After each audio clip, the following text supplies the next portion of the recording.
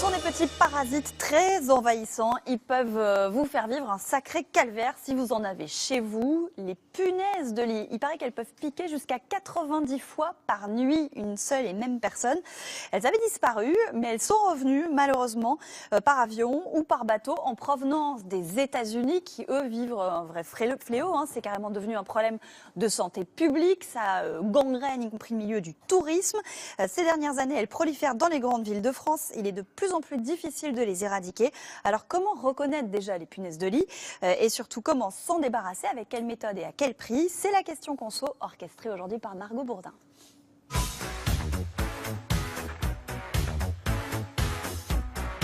De retour de voyage, vous pouvez ramener chez vous de drôles d'habitants. Ce sont des punaises de lit. De petits insectes de la taille d'un pépin de pomme. A priori rien d'embêtant, sauf qu'on ne les voit pas forcément et qu'elles peuvent vous envahir très rapidement. En effet, si vous habitez dans un immeuble, elles peuvent par exemple provenir d'un appartement voisin. Elles se glissent également dans des chambres d'hôtel, dans les métros, dans les trains, sur les vêtements d'un visiteur ou encore dans un meuble récupéré dans la rue. Coralie en a fait l'expérience douloureuse il y a 3 ans. J'ai regardé le matelas et au niveau surtout des pieds du lit, il y avait plein de petites taches que j'avais jamais vues auparavant. Et j'ai soulevé le matelas et c'est là que j'ai vu une punaise. Donc j'en ai vu qu'une seule, mais il y en avait probablement des dizaines. Et ce sont ces types de traces qui peuvent vous mettre la puce à l'oreille. Mais le plus embêtant, c'est que pour se nourrir, elles vous piquent et ça peut devenir une obsession. Même si on ne sent pas la piqûre, on commence à avoir des troubles du sommeil, à ne plus vouloir rentrer dans sa chambre, se mettre dans son lit. Psychologiquement, c'est assez éprouvant. C'est assez éprouvant car c'est de plus en plus difficile de les faire disparaître. En effet, depuis les années 90, les punaises de lit font leur retour dans les grandes villes. Mais alors comment en venir complètement à bout ?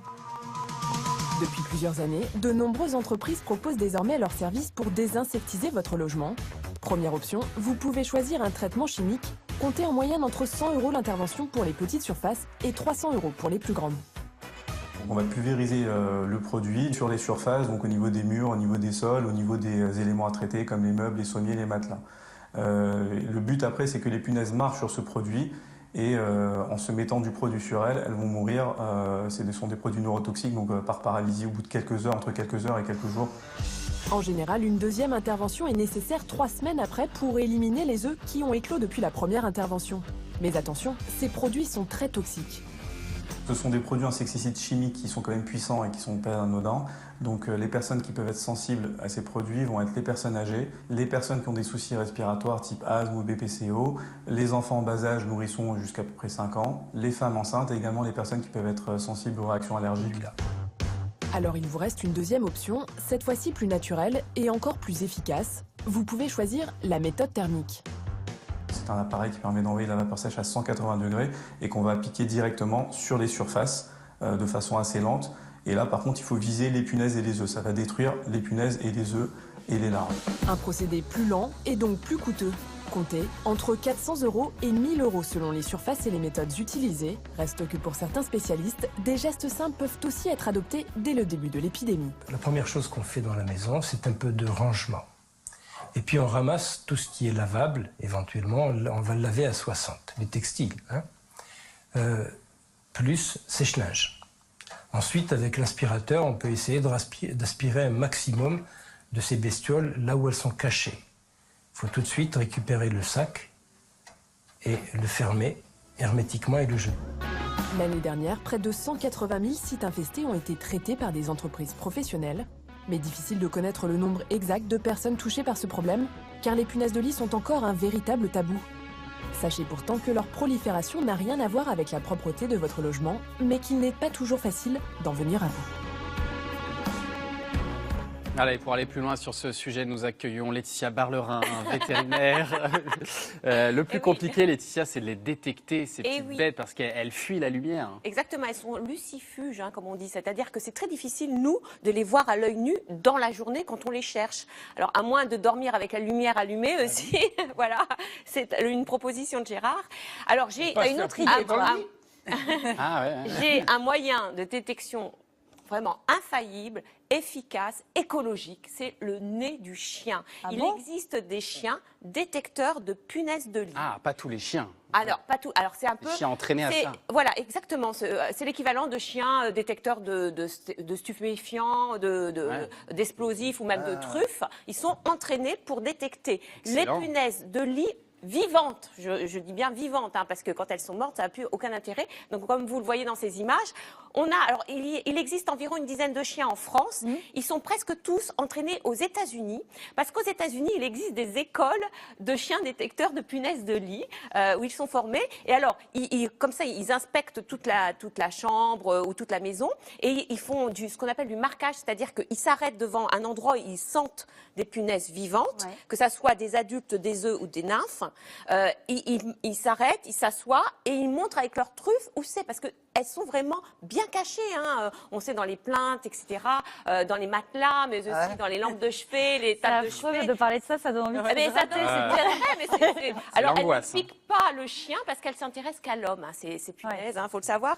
Alors, elles sentent une odeur, parce que vous savez que le chien a un incroyable odorat. Il y a 150 à 300 millions de récepteurs olfactifs dans le nez du chien, contre 5 millions chez nous. Vous imaginez, il y a quand même On un peut pas tiers lutter, on peut pas Non, lutter. Fabien, tu pourras pas. Il y a un tiers du cerveau Si, du peut-être chien. Fabien quand même. Mais parfois les odeurs, comme ça. Mais nous, on les sent pas, les odeurs des punaises. C'est pas ça, alors. Ces punaises-là, on les sent pas, en tout cas. Il y a quand même un tiers du cerveau du chien qui est consacré à la détection, à la réception de ces odeurs, alors que nous, c'est 5% du cerveau qui s'intéresse aux odeurs. Alors, il faut savoir que les hôteliers utilisent ces chiens, parce que vous savez que voilà, c'est le cauchemar quand même des hôteliers d'avoir des punaises dans les Ça peut matelas. te tuer un business. Ah, mais c'est sûr. Et puis, au début, on ne les voit pas. C'est-à-dire que les gens qui viennent pour voir s'il y en a, ils ne les trouvent pas au début. Quand il y en a beaucoup, bien sûr, on les voit. Donc, ces chiens font les chambres les unes après les autres et détectent justement les endroits où il y a des punaises.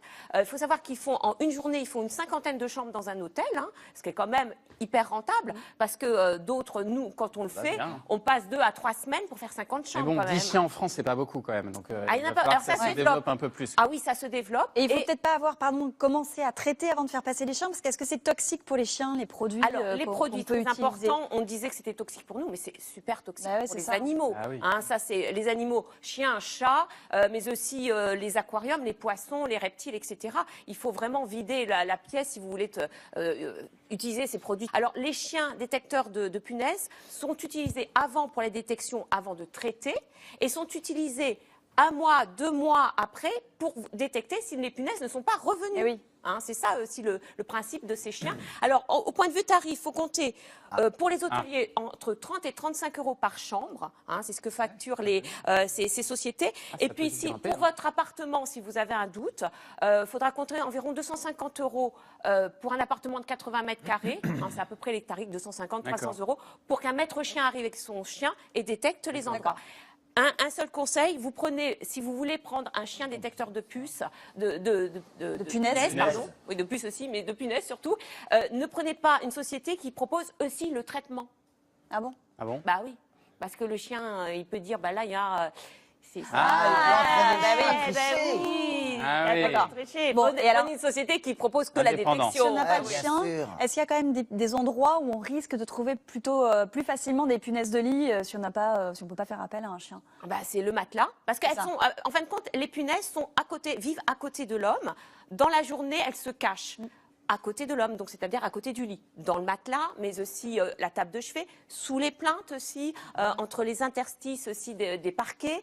Vous Leur en avez but, c'est partout. d'aller chercher notre sang quand même à l'arrivée. hein. Alors, C'est ça, hein. dès qu'il y a C'est pour ça plus de qu'elles sont lumière, proches de nous. elle se déplace pour aller piquer. Alors, il faut savoir que chez la punaise de lit, il y a toutes les formes, c'est-à-dire de la larve à l'adulte, qui se nourrissent de sang humain. Et Et elles dernière peuvent rester, chose, je crois, 2 ans ouais, sans c'est ça, manger. 2 ans sans manger. Elles peuvent Non. rester chez vous Non. 2 ans sans manger.